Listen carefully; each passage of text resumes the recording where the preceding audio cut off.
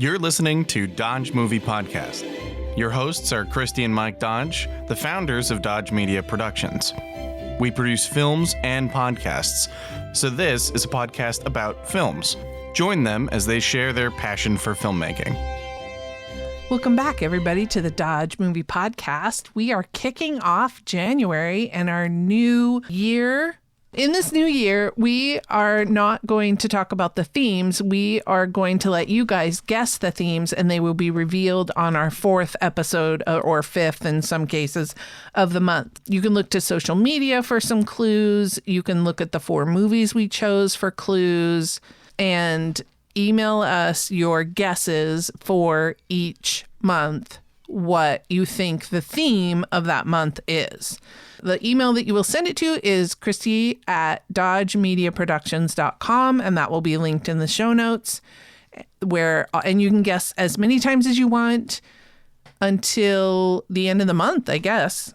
And that's what we're doing. So today we are talking about the 1989 Bill and Ted's Excellent Adventure.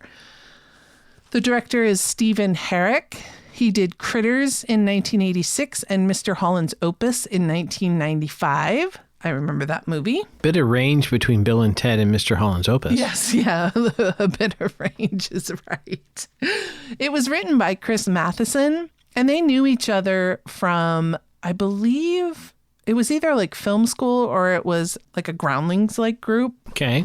And he wrote this one, and he wrote Bill and Ted's Bogus Journey, and he also wrote the 2020 remake, or not remake, but the trilogy, I guess. Yeah, the third. Of Bill and Ted Face the Music. It was also written by Ed Solomon, who did Men in Black in 97 and Now You See Me 2 in 2016. Okay. So a little bit of range there, too. Was like the first one a hack, and they brought him in for Now You See Me 2? To punch it up a bit. Yeah. It stars Keanu Reeves as Theodore Ted Logan and Alex Winter as Bill S. Preston. Esquire, which is technically incorrect. He is not an Esquire. Okay. I got confused. I thought you were saying that the S, I know that that's not how you spell Esquire. Right, yeah. But I thought you were making an S Esquire joke. He may have been, and I missed it. But I think early in the film he says... He does say that, Bill you're right. S. Preston Esquire. Yeah, no, you're right. George Carlin, my fave, is Rufus. And Jane Wiedlin, I just threw in there because she's Joan of Arc. And I recognized her from the Go-Go's. Her lips are sealed. Yes. The DP is Tim Surdict, and he also was on Critters. And then, coincidentally enough, we are a fan of Dax Shepard. He DP'd Idiocracy. Oh, wow. In 2006. Nice connection. Right? 6 Degrees of Dax Shepard. It was filmed in and around Southern California, and also Phoenix, Scottsdale, Tempe, Mesa, Flagstaff, so a lot of Arizona. The synopsis for this film is 2 rock and roll teens on the verge of failing their class are approached by a time machine that helps them make the ultimate history presentation. I have 5 taglines. 5 taglines, all right. For Udo, I'm excited. So I hope he's listening in. History is about to be rewritten by 2 guys who can't spell. All right, I like it. You like it? Time flies when you're having fun. Nah. Yeah, too pedestrian. That was the studio executive's idea, and they just threw it in there to keep him happy. Party on, dudes. Okay, but doesn't really tell us about the film. Right.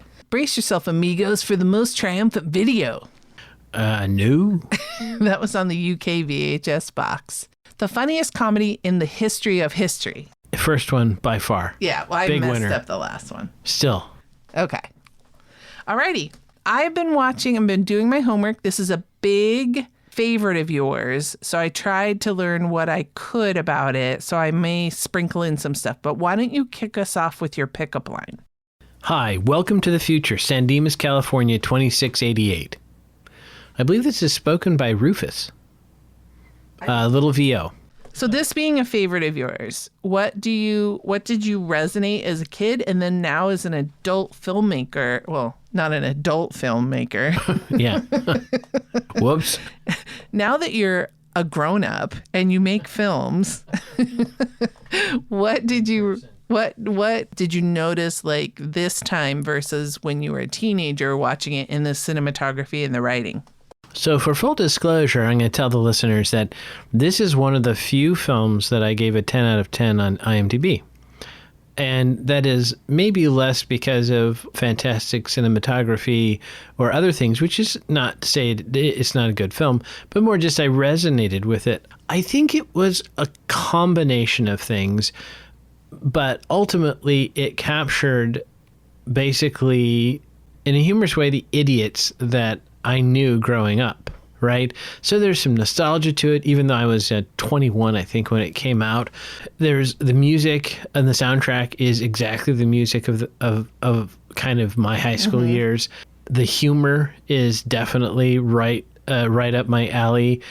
It's cleverly plotted because as much as you think of it as a dumb movie about these two stoners, let's be honest, it actually is, as a time travel movie, you actually have to make it link up, right? It's a challenge to get it to work correctly.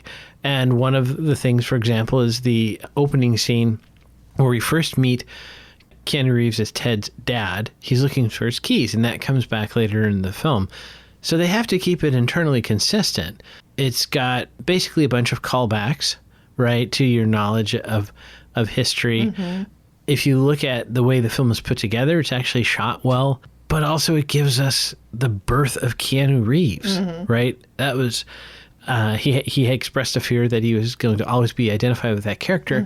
And some of us said, and what's the problem here, right? That was a total hoot. And it sent Alex Winter on a career of directing. So the film really, I think ultimately though, what resonates with me is those people, right? Like these are the idiots I went to school with or hung out with.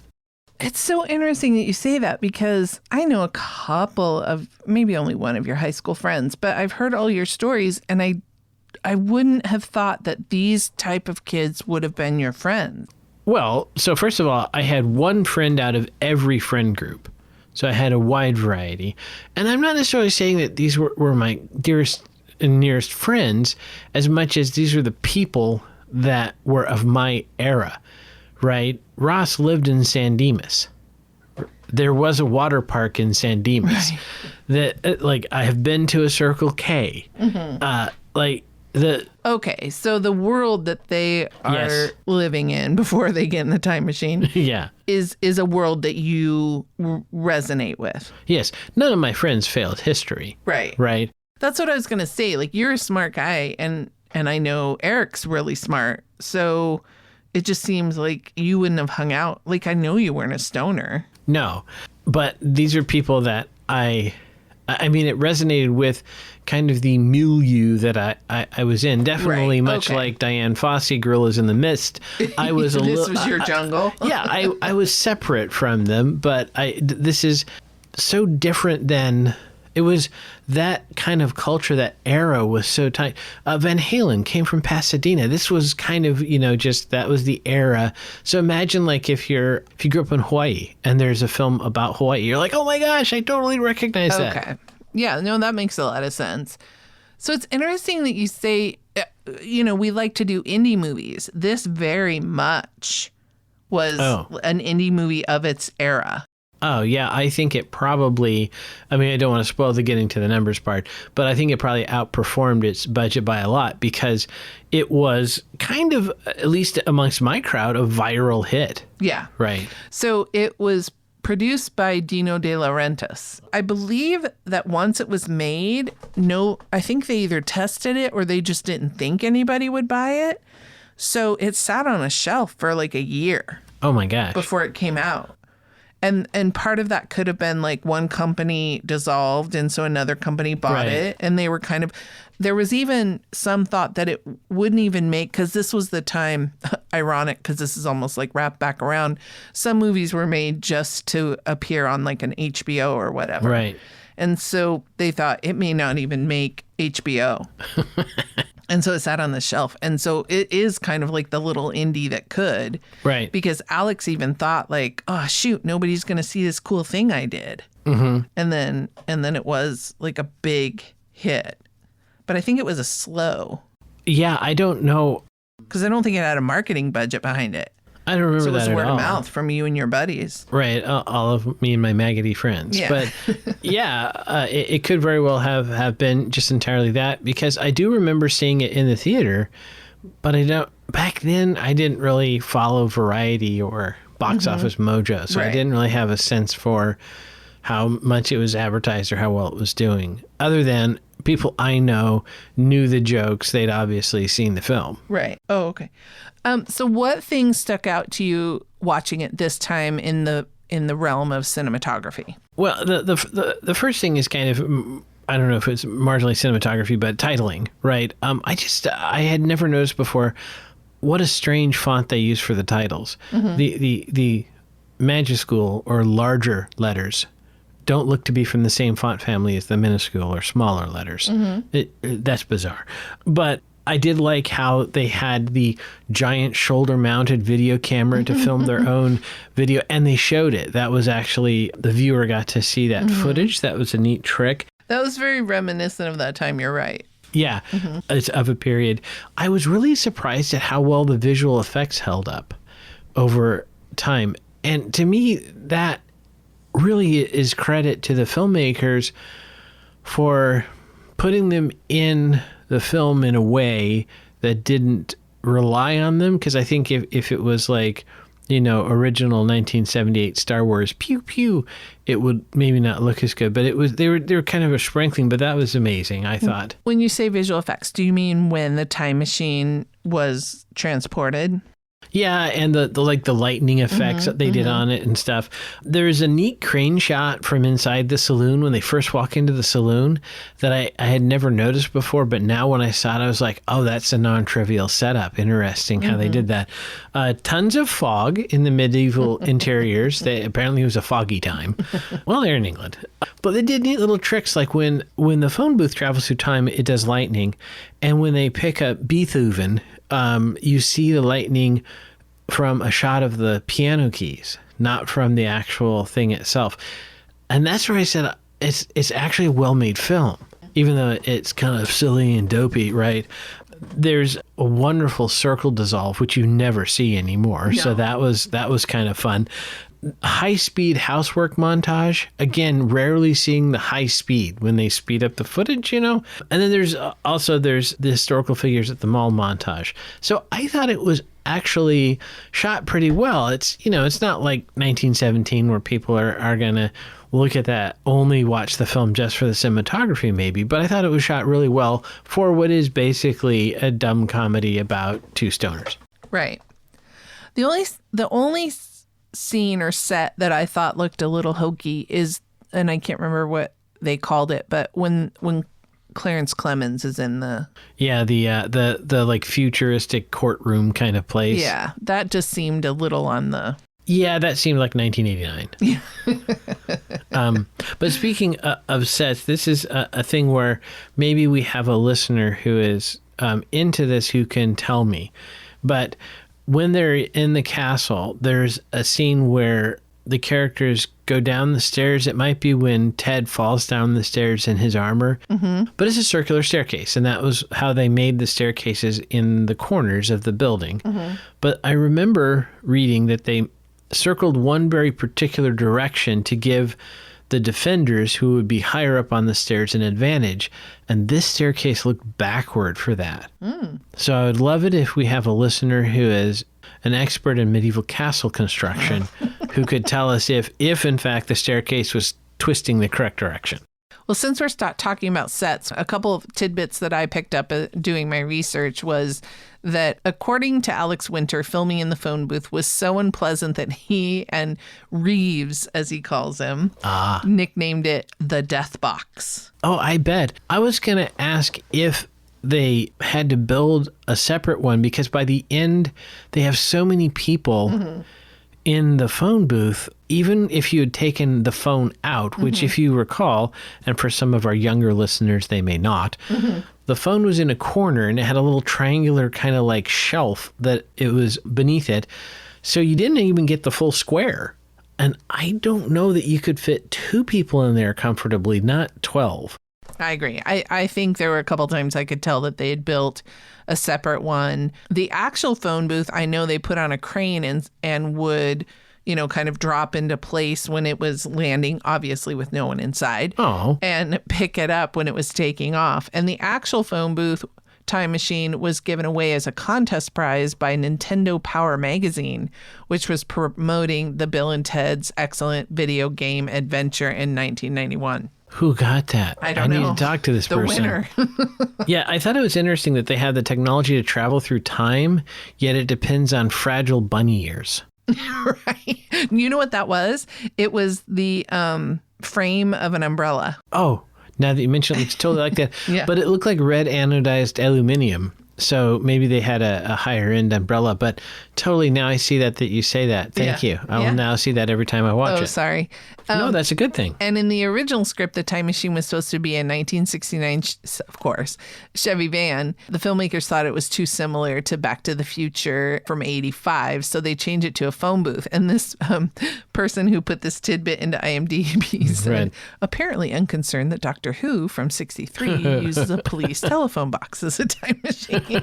Right. A little, what do they call that? Parallel evolution? Ethnocentric? No, like when you're not aware of other... Oh, yeah, I guess. Although one could argue that in 1989, Doctor Who was not very popular in the U.S. No, that's what I'm saying. Well, I don't think that's because we were dumb little Americans. I think it was because it just wasn't shown. When I was not much younger than 89, it was only shown on UHF channels, like on Sunday afternoons. So I think Doctor Who kind of didn't exist for the filmmakers. There's no way for them to. No way to know. Yeah, no way to know. Unless we can get Matheson and De Laurentiis on the horn. Right. How about writing? What did you love about the structure of the story? I mean, you spoke to it a little bit. Right. So they set up early on the inciting incident is they're going to fail, and then Ted has to go to military school in Alaska. So we set this up, but a nice little tidbit is on the chalkboard behind Bernie Casey as the stern history teacher are written the names of the people they have to go get, which I thought was a nice touch. And then under Socrates, it says Socratic method. And so that shows us right away who they are. And there's even a cut where it goes to a cuckoo clock to show that they're just morons. And there's the whole gag about, remember when I asked your mom to the prom, shut up, Ted, that his parents got divorced and his dad remarried one of his classmates and that whole thing. So that shows how the two kids don't have a home environment that really is supportive of them, but they're good natured.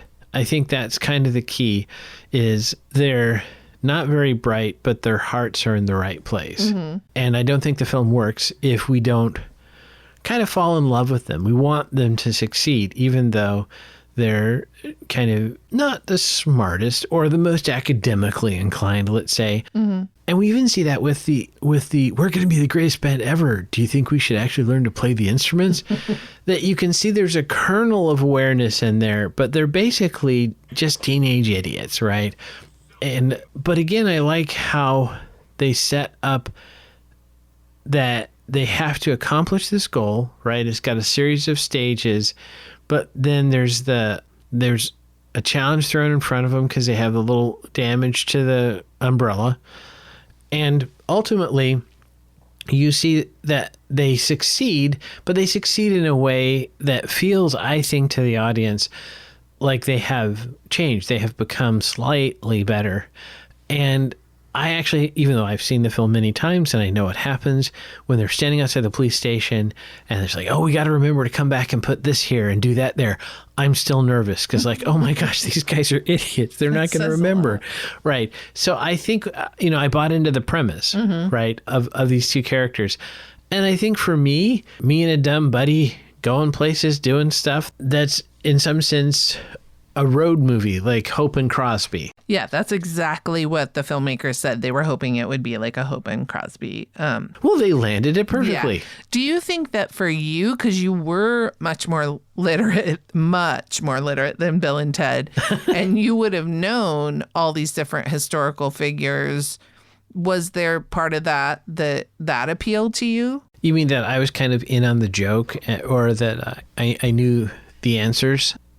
Oh, this was something that I found interesting. Did you realize that all of the people that they went back and got died like a horrible, tragic death? Oh, Lincoln in Miss of Arc, I totally would think that. Genghis Khan, you could assume, because he was involved in warfare. Socrates was forced to take poison, but I didn't know Beethoven and Sigmund Freud. I can't remember, but it's in the trivia, so. Right. And Napoleon. Yeah. So, but to me, as an example of the subtle humor that I find funny, when they go to the water park, or specifically when Napoleon goes, there's a woman there and she says 11 children. And then he walks in as part of that group. And I thought, what a subtle short joke. Right. Well, Right. and I think there was a point, like there's that whole Napoleon complex that Right. the idea is, I'm not saying this is a thing, but I think it is documented, or maybe not. Maybe it's just a stereotype. Forgive me, anybody who takes offense to this, but that short, traditionally men are like grumpy and angry because they've got to elevate their personality to make up for what they feel is a Perceived lack of stature. size. Right. And so, and there's one point where he doesn't, I think it was at the water park, he doesn't get something he wants and he just gets really angry. And he starts shouting, "Merde, merde, merde," which is, again, funny. I do like people swearing in other languages. That's always funny. And I love a grown-up tantrum. Grown-up tantrums are always They're funny. just funny. You look ridiculous. Everybody who's having a grown-up All tantrum. of us. It's not just you, me too. Right. So how about editing? Did you mentioned the circle transition? Yeah. Was there any other editing things that? And I had already mentioned the cuckoo edit where they cut to the cuckoo clock. Those are really the edit. I have to say, I don't pay as close attention to the editing as you might. What was it about the costumes that stuck out to you as we watched this? Both Bill and Ted's outfits were canonically period correct, in my opinion. So the 80s had the half t-shirt that Bill is wearing. For some reason, that was popular, at least in SoCal, to cut off the t-shirt. He also wrapped like a flannel shirt around his waist. That was in the white Chuck Taylors. I had a red pair right about that era. So I thought that was good. What I didn't quite follow was Ted's outfit, because he has a t-shirt, a waistcoat, a jeans jacket with sweatpants beneath board shorts. That's a lot of clothing for Southern California. But you can see, though, that it's quite an independent film, because the actor who plays Socrates has farm arms. They didn't have the ability to just tan up his arm a little bit. And for those not playing along at home, in Greece, if you were like a toga-like garment, you would not have. I had a question for superfan Miriam or other haberdashers. If Napoleon's undergarments were period correct, I was unable to find with some substantial Googling an answer to whether that outfit was period correct. But definitely period correct were the Letterman's jackets and mullets on the football players at San Dimas High. That was great. This kind of goes with casting. As they were casting for Bill and Ted, originally they were both reading, Keanu Reeves was reading for Bill, and Alex Winters was reading for Ted. And what they would do is they would bring two guys in and have them read together, and then they would send one out, and so they would leave Alex in there, and they would bring in another young actor trying to get the part. And then they would send them out, and then they would try the different actors, different pairs together to see, the chemistry. And it's interesting that you bring up the dress. They said they both almost walked in wearing almost exactly what they were wearing in the film.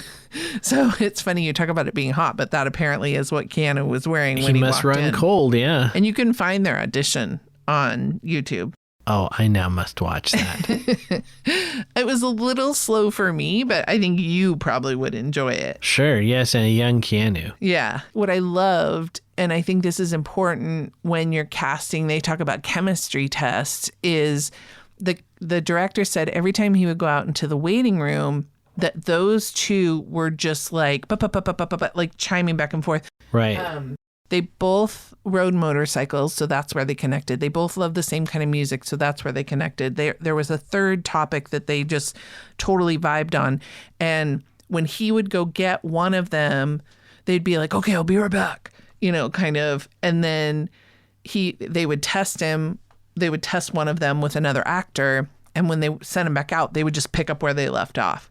And so I think it was, and they're still friends, like to this day. Right. And I think it's that friendship and the connection that they both made and how they kind of just vibed. I think that's a lot of what makes this movie work. Yeah. And maybe that's why I like it so much, because I shared the love of this movie with my good buddy Joe. Mm-hmm.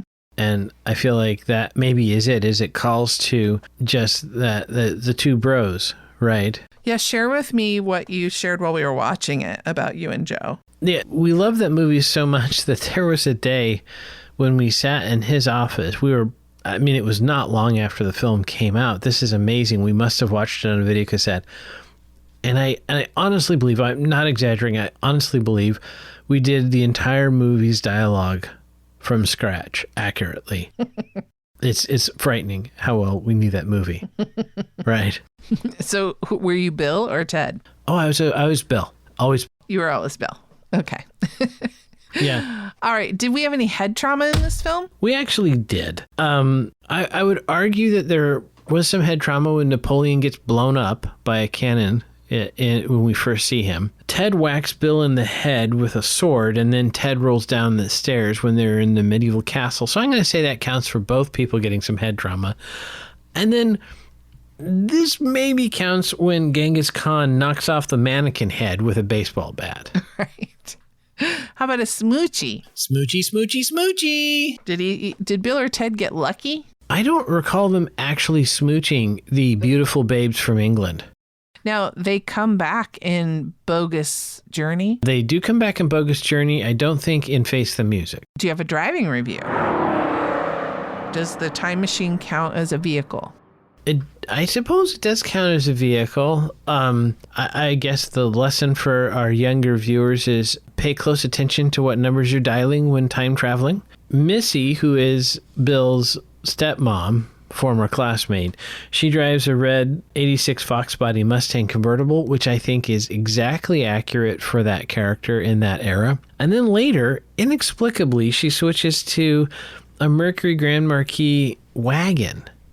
I mean, other than the fact that now there are the people from the past that she needs to cart around, it didn't make sense to me. There's no explanation. So maybe that was left on the cutting room floor. Maybe. I think we would be remiss if we didn't mention that there is a humorous scene in the film where both Bill and Ted use the F word that is pejorative for gents who prefer the company of gents. It is period correct.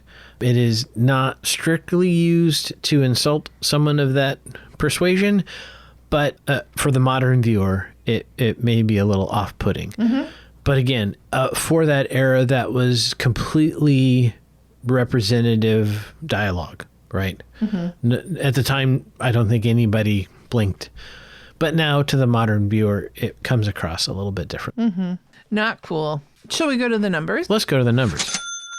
This film, like I said, was made in 1989. It had a budget. This is way more than I would have thought. Although with today's standards, $10 million.